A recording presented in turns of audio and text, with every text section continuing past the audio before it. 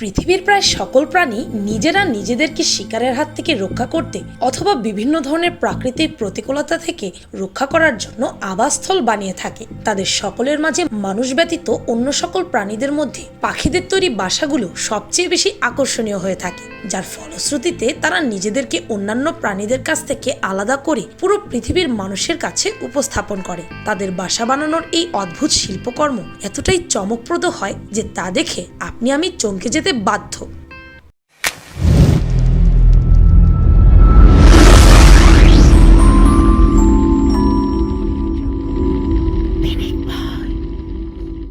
Number 1, sociable weaver. কিছু পাখি এমন হয়ে থাকে যারা একটি গাছের মধ্যে কেবলমাত্র একটি বাসা বানিয়ে থাকে। তারা দলভুক্ত হয়ে বসবাস করতে একদমই পছন্দ করে না, কিন্তু সোশিয়েবল উইভার নামের এই পাখিগুলোর ক্ষেত্রে সেটি একদমই ভিন্ন। তারা একটি গাছের মধ্যে পুরো একটি অ্যাপার্টমেন্ট বানিয়ে ফেলে। তারা একটি গাছের মধ্যে ভবিষ্যৎ প্রজন্মের জন্য খুবই সুন্দর এবং চমৎকার একটি ঘর তৈরি করে। তাদের তৈরি করা এই বাসাতে প্রায় 100 জোড়া পাখি একসাথে বসবাস করতে পারে।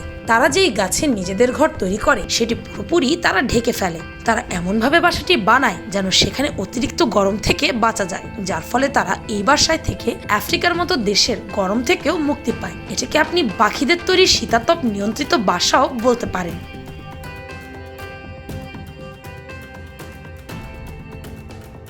নাম্বার 2, হর্নড কুট। এই পাখি বেশিরভাগ সময় দলভুক্ত হয়ে বসবাস করতেই পছন্দ করে। আপনি জেনে অবাক হবেন, হর্নড কুট নামের এই পাখি নিজেদের বাসা পানির ওপর বানিয়ে থাকে। হ্যাঁ, আপনি একদম ঠিকই শুনেছেন, পানির ওপর পাখির বাসা, যেটিকে ফ্লোটিং নেস্ট বলা হয়। গাছের ছোট ডাল দিয়ে এই পাখি নিজেদের বাসা তৈরি করে থাকে, যার ফলে এই বাসা পানিতে ভাসতে থাকে। তাদের বাসা পানির কিনারা থেকে প্রায় 40 মিটার দূরে পানির ওপরে বানানো হয়, যেটিকে কোনো দ্বীপের মতো দেখা যায়। এই পাখি প্রধানত মাছ শিকার করে খায়। প্রজননের সময় তারা বাচ্চা পর্যাপ্ত পরিমাণে খাবার যাতে পায়, তাই এই পাখি নিজেদের বাসা পানিতেই বানিয়ে থাকে। কি অসাধারণ চিন্তাধারা এই পাখির, তাই না?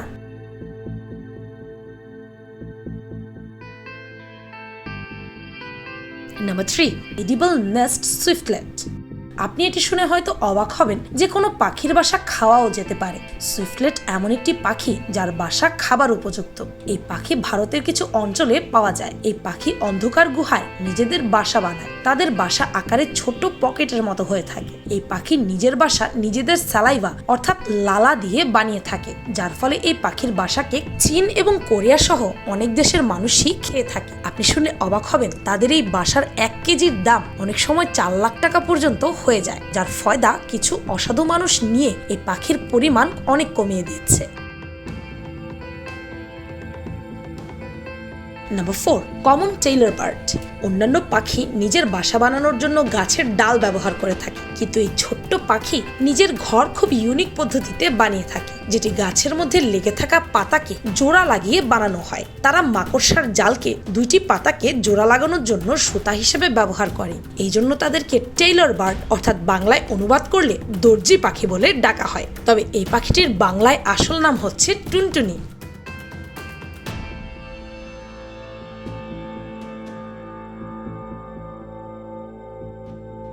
Number 5, the Boer bird. যেমন ভাবে আমরা আমাদের ঘরকে বিভিন্ন ধরনের আসবাবপত্র দিয়ে সাজিয়ে থাকি, ঠিক তেমনি বোয়ার বার্ড নামের এই পাখিগুলো নিজেদের ঘরকে যথাসাধ্য বিভিন্ন জিনিস দিয়ে সাজানোর চেষ্টা করে। তারা তাদের ঘরকে সাজানোর জন্য বিভিন্ন ধরনের ফুল নিয়ে আসে। এছাড়াও বিভিন্ন ধরনের রঙিন জিনিসও একত্রিত করে। পুরুষ বোয়ার বার্ড এমনটা কেবলমাত্র স্ত্রী বোয়ার বার্ডকে প্রলোভন দেখানোর জন্যই করে থাকে, কারণ স্ত্রী বোয়ার বার্ড এই ঘর দেখেই সিদ্ধান্ত নেয় সে কার সাথে থাকবে। কোনো স্ত্রী পাখি যদি এই ঘর পছন্দ না করে, তাহলে পুরুষ পাখিটির দুঃখ ভারাক্রান্ত হৃদয় নিয়ে দূরে কোথাও চলে যায়। কি অদ্ভুত তাদের জীবন পদ্ধতি, তাই না?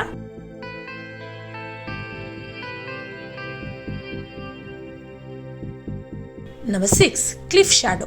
গাছের ওপর মাটির ওপর আপনি তো পাখির বাসা দেখেছেনই, কিন্তু এখন আমি ভিন্ন রকম কিছু দেখাতে যাচ্ছি। এই পাখিগুলো তাদের বাসা মাটিতেও বানায় না, আবার গাছেও বানায় না। তারা তাদের বাসা বানায় দেয়ালে। তারা মৌমাছির মতো দেয়ালে বাসা বানায়, কিন্তু তাদের বানানো এই বাসাটি তুলনামূলকভাবে অনেক ছোট হয়ে থাকে। তারা এমন বাসা প্রজননের সময় বানিয়ে থাকে। তাদের এই বাসা বানাতে প্রায় 1 থেকে 2 সপ্তাহ সময় লাগে। তারা তাদের বাসাটি মাটি ও খড়কুটোর সাহায্যে বানিয়ে থাকে। গাছের মধ্যেই বাসা বানানো কত কষ্ট, সেখানে এই ছোট ছোট পাখিগুলো দেয়ালেই তাদের ঘর বানিয়ে ফেলে। কি অদ্ভুত তাদের ঘর বানানোর পদ্ধতি, তাই না? Number 7, woodpecker. আপনি এই পাখিকে অনেকবার দেখে থাকবেন। আমরা এই পাখিকে কাঠঠোকরা নামেই জানি। এই পাখির বাসা সত্যি খুব অসাধারণ। আপনি এটি অবশ্যই জানেন যে এই পাখি প্রতিনিয়ত গাছের ওপর ঠোকরাতে থাকে। তাদের গাছের ওপর এমনভাবে ঠোকরানোর অনেক কারণ রয়েছে, যেমন নিজের জন্য খাবারের খোঁজ করা, স্ত্রী পাখিকে আকর্ষিত করা, অথবা নিজের জন্য বাসা বানানো। তারা তাদের বাসা এমন গাছের ওপর বানায় যেটি মরে শুকিয়ে গেছে। যদি এই পাখি কোনো গাছের ওপর এমন ছোট ছোট ছিদ্র করে থাকে তাহলে বুঝতে হবে তারা খাবারের খোঁজ করছে। কিন্তু যখন তারা বাসা বানায় তখন একটি বড় গর্ত তৈরি করে, যেটি করতে গিয়ে অনেক শব্দ হয়, যার মাধ্যমে অন্য পাখিরা বুঝতে পারে যে সে নিজের জন্য এখানে বাসা বানাচ্ছে এবং সেখানে অন্য কোনো পাখি বসবাস না করার সাবধানতা বানিয়েও থাকে, যা অত্যন্ত অদ্ভুত।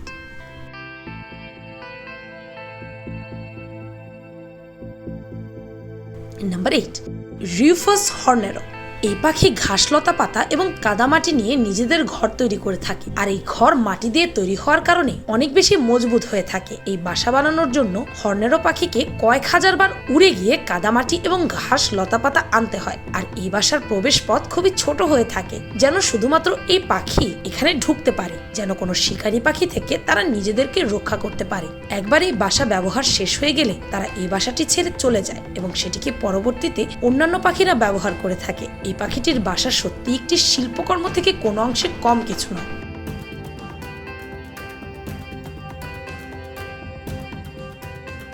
Number 9, hummingbird.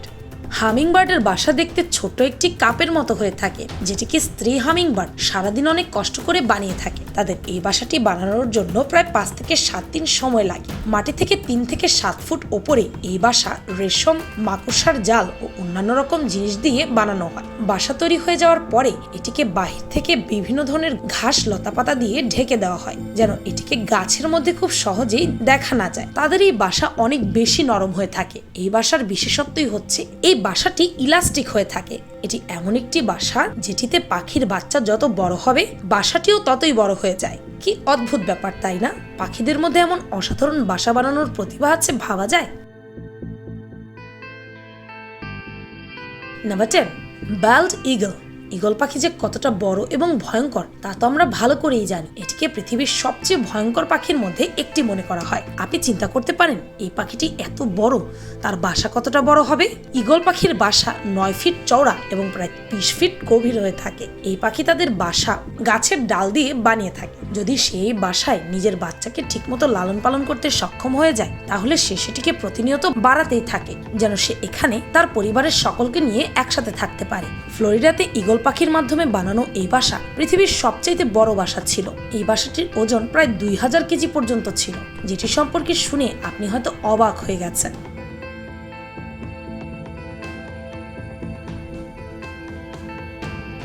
Number 11, puffin bird.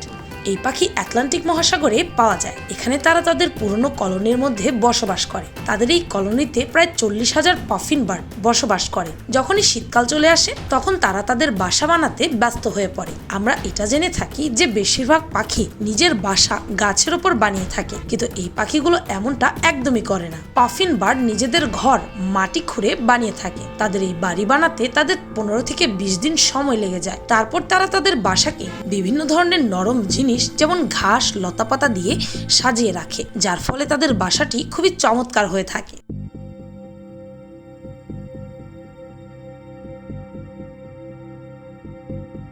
Number 12, black kites bird. ইউরোপের ব্ল্যাক কাইটস তাদের বাসাগুলিকে সাদা প্লাস্টিকের স্ট্রিপ দিয়ে সাজিয়ে মানুষের সাথে মানিয়ে নিয়েছে। যদিও কিছু বিজ্ঞানী বিশ্বাস করেন যেটি ডিমগুলোকে ছড়িয়ে দেওয়ার জন্য বানানো। নতুন গবেষণায় দেখা গেছে যে প্লাস্টিকটি অন্যান্য কালো ঘুড়ির প্লাস্টিক। এই তত্ত্ব অনুসারে ব্ল্যাক কাইটস ট্র্যাশকে শক্তির বিবৃতি হিসেবে দেখা হয়। যেমন একটি পাহাড়ে বড় বাড়িতে থাকা মানুষের কাছে যেমন নিচের সবকিছু ছোট বলে মনে হয়, তেমনি এই পাখিগুলো নিজেদের বাড়ি এতটাই ওপরে বানায় যাতে করে তারা নিজেদের সাহসিকতার পরিচয় দিতে পারে। এই জন্য স্পষ্টতই এই পাখিগুলো একের চেয়ে বেশি উপায়ে মানুষকে অনুসরণ করে নিজেদের ঘর বানিয়ে থাকে। Number 13, the cactus owl. Cactus গাছের মধ্যে বাসা তৈরি করা অসম্ভব একটি কাজ, কিন্তু এটিকে সম্ভব করে দেখিয়েছে এই প্রজাতির পেঁচা। তারা ক্যাকটাস গাছের উপর নিজেদের ঘর তৈরি করে থাকে। তারা ক্যাকটাস গাছের মধ্যে গর্ত তৈরি করে এবং সেখানেই নিজেদের বাসা তৈরি করে। এই জন্য এই পেঁচার প্রজাতি বর্তমানে বিলুপ্তির পথে হাঁটছে। কখনো কখনো ঘাসের মধ্যে লাগা আগুন ক্যাকটাস গাছের মধ্যে উঠে যায়, যার ফলে এখানে বাসা বানিয়ে থাকা পেঁচারা আগুনে পুড়ে মারা যায়। এই পাখিগুলো এখানে বাসা বানানোর একমাত্র কারণ হচ্ছে ক্যাকটাস গাছের কাটার কারণে তাদের উপর শিকারী প্রাণীরা যেন আক্রমণ করতে না পারে। তাদের বানানো বাসাগুলো সত্যি অদ্ভুত এবং ভয়ঙ্কর।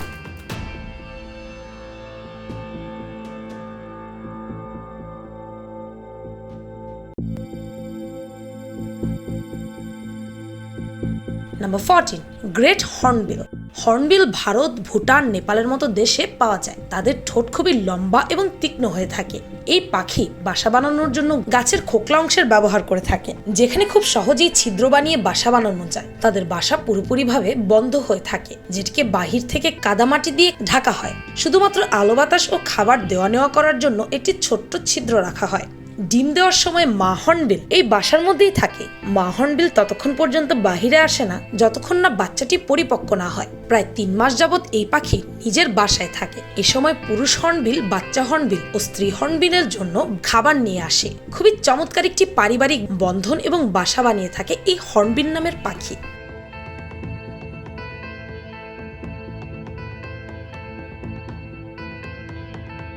Number 15, Patagonian সিবার্ড।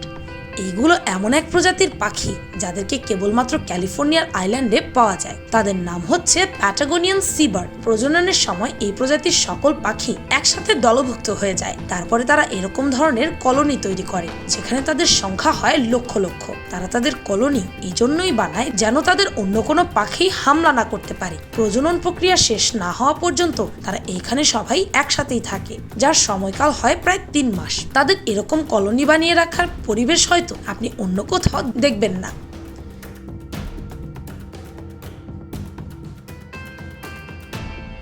আমরা আমাদের ঘরবাড়ি তো খুবই চমৎকারভাবে বানিয়ে থাকি, কিন্তু দেখলেন তো পাখিরা কিভাবে তাদের বাসা মানুষের চেয়ে অদ্ভুতভাবে বানাতে কোনো অংশে কম নয়, যার ফলে আমরা পাখিকে অবশ্যই মেধাবী প্রাণীদের অন্তর্ভুক্ত করতেই পারি।